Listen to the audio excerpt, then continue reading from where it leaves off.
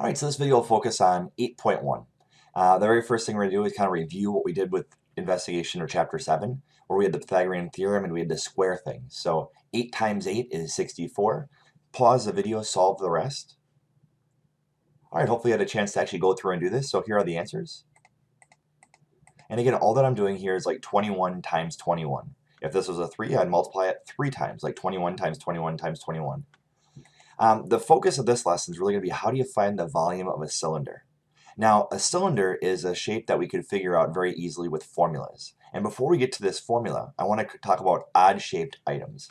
So there's a guy, Archimedes, who figured out that if you have a rock or something that has a strange shape, meaning it doesn't have a solid base, it changes, I guess, and a height, it's hard to figure it out. So what he did is if we have like this beaker of water, and let's pretend I take this rock out of the water, it would be at 200, right? And then when I put the rock into it, it displaces because now you're filling up a space that used to be water, and the water will rise up. So in this case, it's like 226. So if it was initially 200 and now it's 226, we know that the volume of this rock is 26. You just subtract the two, and you figured that out. Now we have shapes here that we could actually work with, and in the next 2 lessons or 3 lessons, we're going to be talking about the surface area of cylinders and the volume. So in order to figure out surface area and volume of cylinders, you have to know a couple of things. Number one, you have to know circumference. And circumference just means if I have a circle, it means the distance around that circle, right? So almost like the perimeter of the circle. And the way that you do this is there's actually 2 different formulas for it. One of them is 2 times the radius, and the radius is the halfway point. So from here over. So 2 times the radius times pi. Now if you think about 2 radiuses, or 2 radii, that equals 1 diameter. So the other way to write this is c equals d times pi. And the reason why we have 2 different formulas is because however it's written, if it's written in terms of radius, I know to multiply this by 2. So let's pretend that this was a 4. And 4 times 2 is 8. So that'd be 8 pi. If I had it written so it was in respect to the diameter, the whole way across, that would be 8 pi. They mean exactly the same thing, right? It's just if you have the radius, this is the formula you use. If you have the diameter, this is the one you use. They really mean the exact same thing. And we're not going to focus on this today. We're going to focus on the next one, which is the area of a circle. But I want to make sure we knew what the circumference was all about. Now, the area of a circle, the formula for that is radius squared times pi. So I'm going to say area equals r squared times pi. And there's a video on the website that shows exactly why this formula came about. It's pretty interesting, and it talks about making into triangles, putting them together into a large rectangle, and then finding out the area of that rectangle, and it happens to be radius squared times pi. It's pretty cool, so make sure you watch that. So now that you know the area of a circle, we can now look at an actual drawing. And if I know that the area of the top of this is 8, or the radius is 8, I'm going to apply this formula to it. So I'm going to have 8 squared times pi.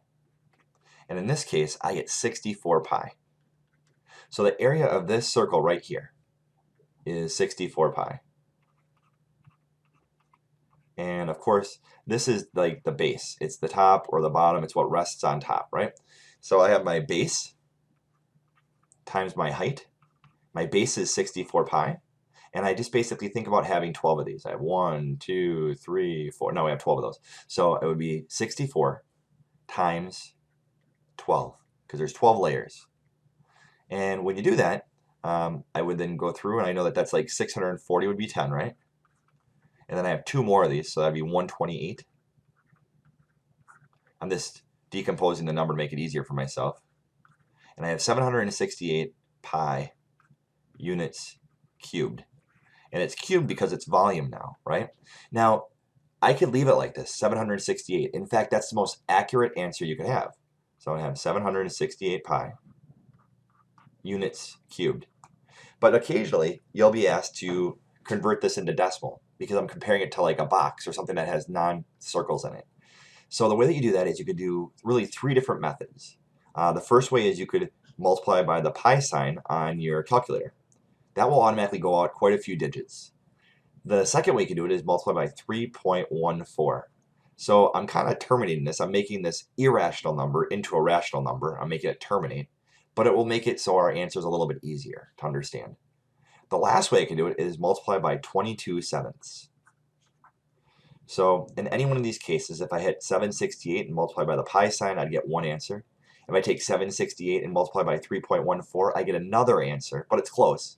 And then finally, if I take 768 times 22 and then divide that by 7, I'll get a third answer.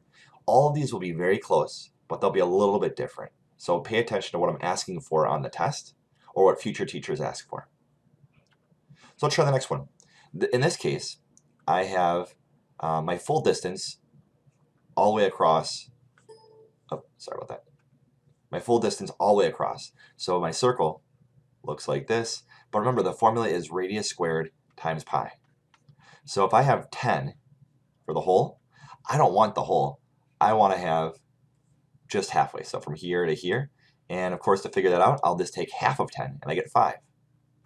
So I'd have 5 times pi, and I get 25 pi. And remember, 25 pi, and that would be also, just so you know, that would be units squared currently, because it's the base. This represents my base. It's the bottom of the circle or the top. So now I want to have my base times my height, because I have 15 of these things stacked up, right? That's what the 15 stands for. So I'll have 25 times 15. And then when I do that, of course, let's just quickly go through.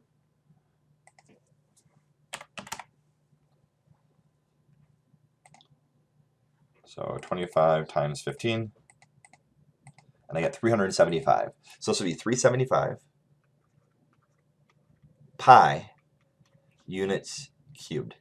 Now let's pretend I want to take this and multiply by 22/7, right? So what I do is I take 375, and I usually put it over 1, times 22/7. This will help me convert it to a decimal. So let's go through and do this real fast. So I'm going to take 375 times 22 equals divided by 7. And this is the number that I get here. So I'm going to write this number down just so I don't forget it. Put it over here for a second. So I'm going to have 1.178.57148. Of course, this is very long, but I want to show you something. Let's say now that I took the same thing and I multiplied by 3.14. So 375 times 3.14.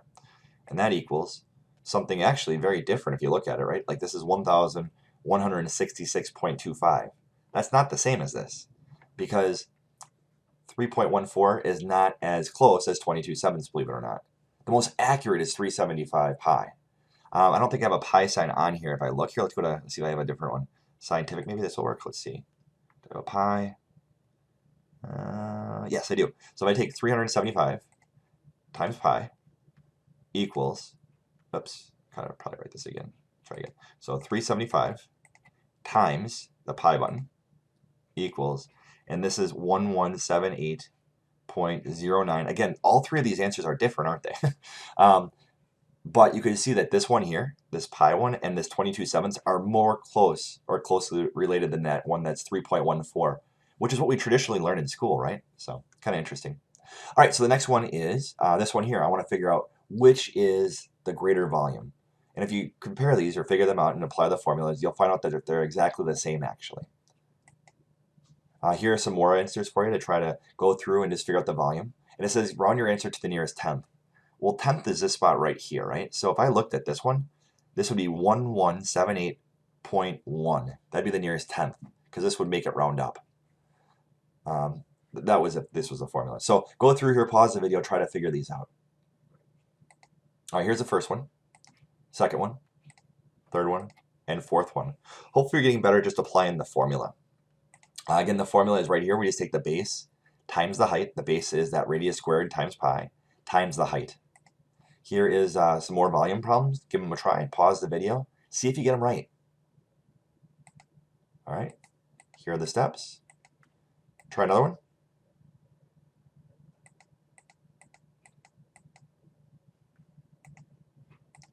Here are two more. So again, take your radius squared times pi times 15. And here are the different ones that you have here. Now this one's an interesting one because it actually tells you what the volume is, and you have to figure out what the height is. And you know, there's a few ways to do this, but how they did it is they took the 176, and then they knew that it was going to be 4. Let's actually write this out. So if I take this right here, let's put down all the things that I know. I know that it's 4 squared times pi times h, and that will equal 176, right? And if I go through here, I know the thing that I can do for sure is I can figure out this thing. This is 16 pi. This is h. I don't know what h is yet. And it equals 176. I can figure out 16 pi, whatever that equals, and I can then divide it. So I could take 176 divided by 16 pi. I have that calculator here. Let's do that. So if I take 16 times pi equals, and I have this number here, so 50.26 we'll say. And if I take 176 divided by 50.26, I think is what I said. Oops. 50.26. I get 3.5, which is what they got here as well. I'm not sure where this 11 came from exactly, I'll be honest. But this is, oh, that's what it is, 11 over pi. So that equals about 3.5. But this is the steps, or these are the steps in which you would go through to start solving it. You're just trying to get h by itself. So you divide the 176 by 16 pi, and you get 3.5. Here's one that we did in class where you have to figure out the missing piece. What I recommend doing is taking 10 minus 4 and getting 6. You now have 5 times pi times 6. And then you'll get your missing salsa, right? And then finally, the last example is this one here, where it says how many gallons of water does the water cooler bottle contain? Well, I know that this is 7.5 gallons for all of it, right? And it says 1 foot equals 7.5 gallons, I should say. So if I go through here, I know it's 0.5 times 0.5, so let's write this down. All right, so I'm going to do 0.5 because I'm going to take the radius, 0.5 times 0.5, and I should get 0.25 times 1.7 equals 0.425. And I'm going to say that this is 0.425 times 7.5.